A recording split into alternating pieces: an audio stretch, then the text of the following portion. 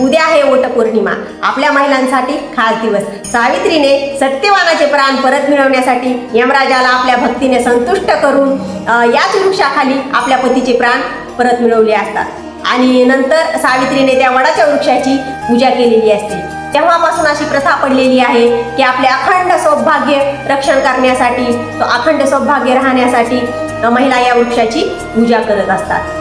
तर मग नेमकी पूजा आता कोणत्या काळात करावी, उद्या पौर्णिमा आहे तर आपण या संदर्भामध्ये माहिती बघणार आहोत। तसेच उद्या कुलदेवीची कोणती सेवा करावी, सत्यनारायण कधी करावा या संदर्भात आपण माहिती बघणार आहोत। तो तुम्ही व्हिडिओ स्किप न करता संपूर्ण बघा। नमस्कार मंडळी सर्वांना, श्री स्वामी समर्थ। तर आपण आज आपल्या आजच्या व्हिडिओमध्ये अशी माहिती बघणार आहोत की उद्या पौर्णिमा आहे, मग वटपौर्णिमा आहे तर वटपौर्णिमा पूजा नेमकी कोणत्या काळात करावी, कुलदेवीची कोणती सेवा करावी, सत्यनारायण पूजन कधी करावे या संदर्भात माहिती बघणार आहोत। तर उद्या वटपौर्णिमा आहे, उद्या सकाळी पौर्णिमा चालू होणार आहे तर पूर्ण दिवस पौर्णिमा आहे। तर तुम्ही दिवसभर कधीही वडाची पूजा करू शकता। तसेच फक्त काय करायला पाहिजे, तुम्ही राहू काळ तेवढा पाळायचा आहे। तर सकाळी 7:30 ते 9 पर्यंत राहू काळ आहे, तेवढा राहू काळ सोडता तुम्ही दिवसभर कधीही वडाची पूजा करू शकता।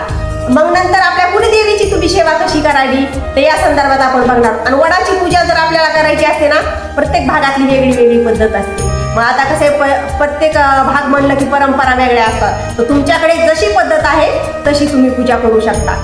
मग आता कुलदेवीची नेमकी कोणती सेवा करावी तर कुलदेवीची तुम्ही कुंकुमार्चन ही सेवा नक्की करा, कारण कुलदेवीसाठी पौर्णिमा हा खास दिवस असतो कुलदेवीच्या पूजेसाठी।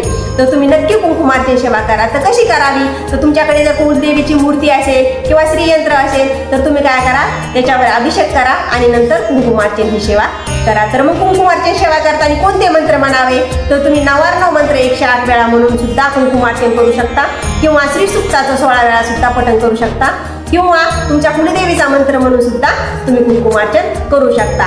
तर अत्यंत प्रभावशाली अशी खूप छान अशी कुलदेवीची सेवा आहे, तर तुम्ही नक्की ही सेवा करा। मग सत्यनारायण कधी करावा, कारण उद्या सकाळी पौर्णिमा चालू होत आहे आणि परवा सकाळी संपत आहे।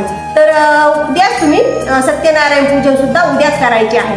तर प्रदोष काळी तुम्ही 5च्या नंतर सत्यनारायण करू शकता। तर उद्याचा दिवस आपल्या महिलांसाठी खूप खास आहे, कारण महिलांचा सण म्हणलं की महिलांना खूप म्हणजे असा उल्हास येतो की आपला सण आहे, आपण खूप म्हणजे सणाची तयारी करायची। तर खूप चांगला असा दिवस आहे, तर तुम्हाला ह्या दिवसासाठी खूप खूप शुभेच्छा। आणि उद्या नक्की कुलदेवीची आणि वडाची पूजा करा। तर आजच्यासाठी एवढंच। सर्वांना श्री स्वामी समर्थ।